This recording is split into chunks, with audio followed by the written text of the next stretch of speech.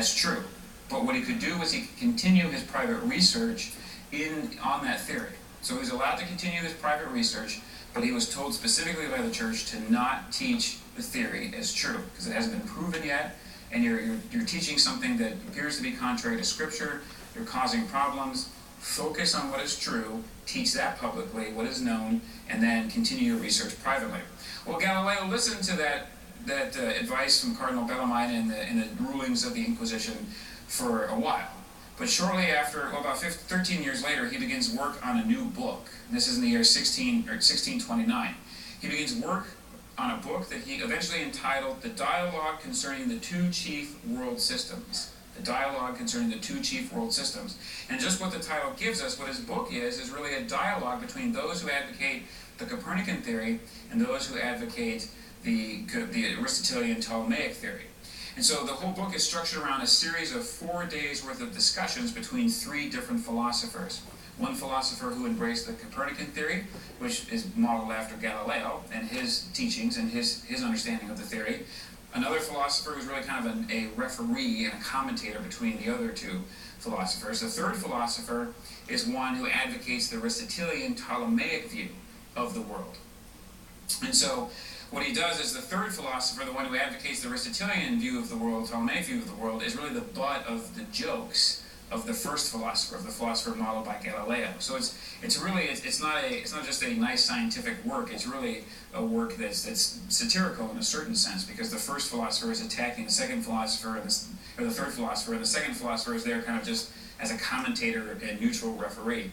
His work he set out specifically in this work to try to prove the truth of the Copernican theory through this dialogue and this discussion among these philosophers. He made it very clear in his book that he absolutely believed the certitude and truth of the Copernican theory.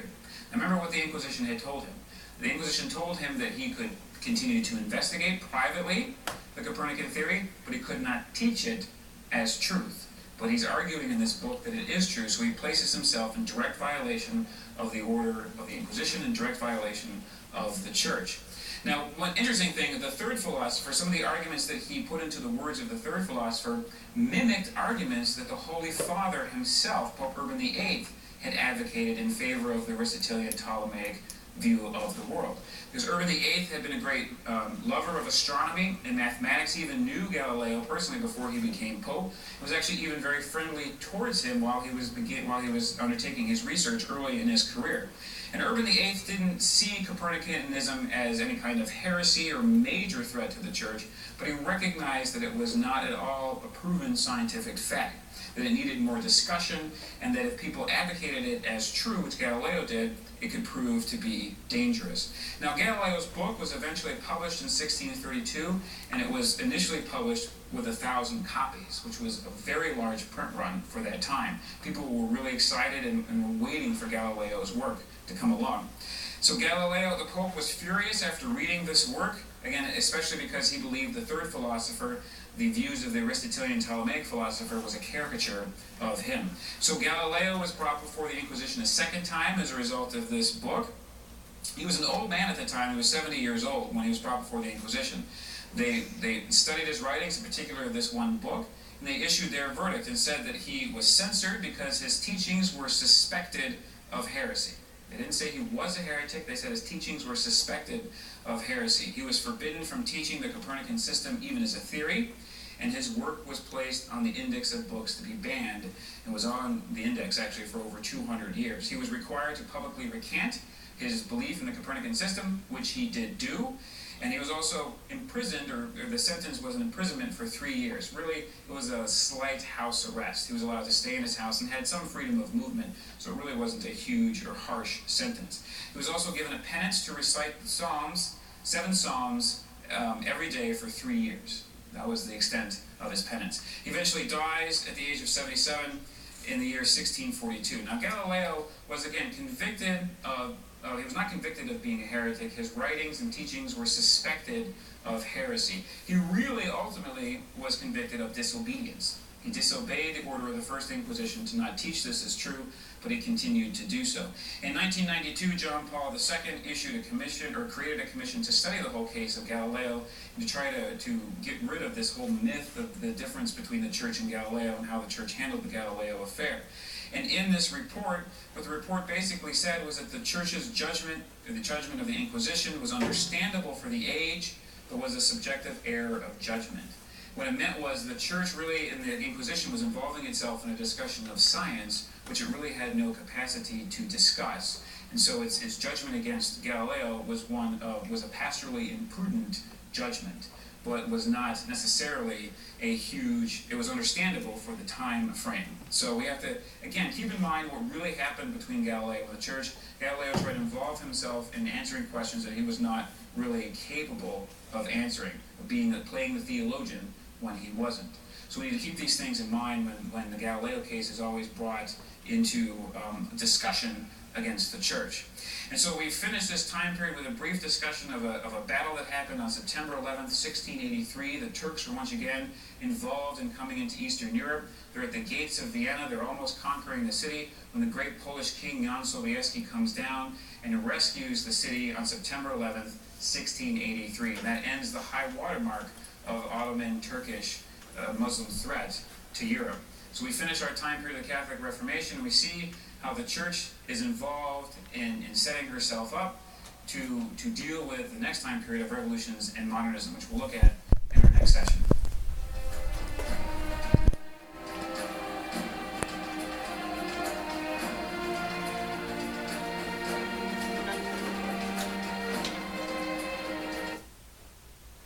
All right, so more good information there. I'm really fascinated by the Battle of Lepanto. I did some extra research and I've listened to some audio clips about that, and it's a really fascinating battle. If you have any interest, I would highly encourage you to look into it. He mentioned briefly that there were miracles at the Battle of Lepanto, and one, I don't think he actually mentioned it, but that is quite famous. There was a crucifix on the main ships, the main galleons, in the fleet, and the one that was on the front of Don Juan of Austria's ship, he of course was the main commander, it was there in front, the lead ship, and there were of course cannonballs going back and forth. This one particular galleon of his, though, was shot at. The crucifix on the front actually miraculously bent. It moved to avoid a cannonball, and you can still see it today. It's displayed in the cathedral in Barcelona, and I pulled up a picture of it. I'll just bring it around and you can actually see it. It was created straight just like any crucifix, but you can see the actual bend in the crucifix there, how Christ has moved to the side. So quite fascinating stuff. So, yeah. Where did you find that photograph?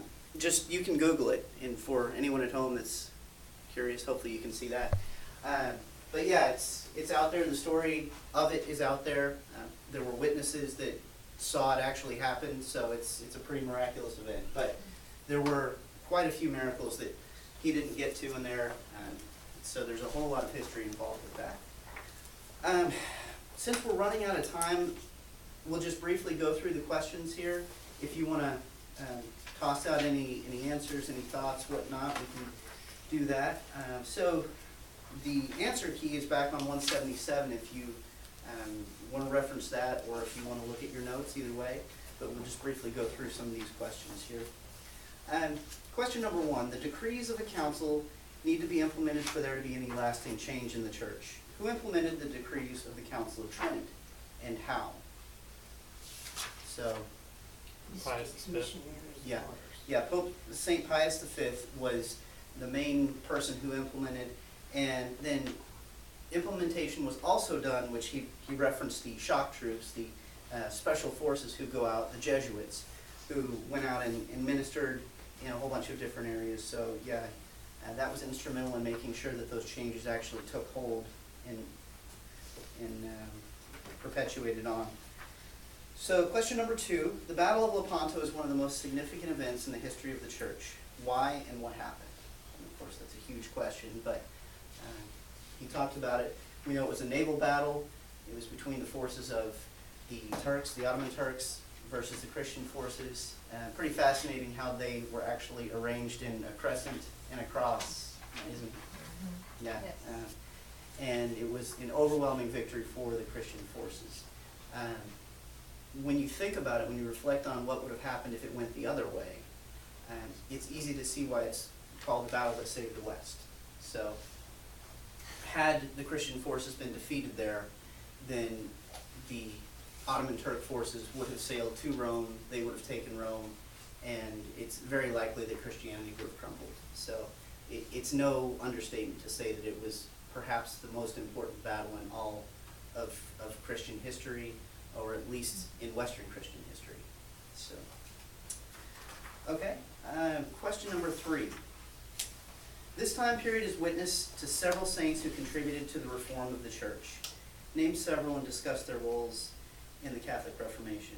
Were there any that stuck out to you? He talked about the mystics, he talked about activists.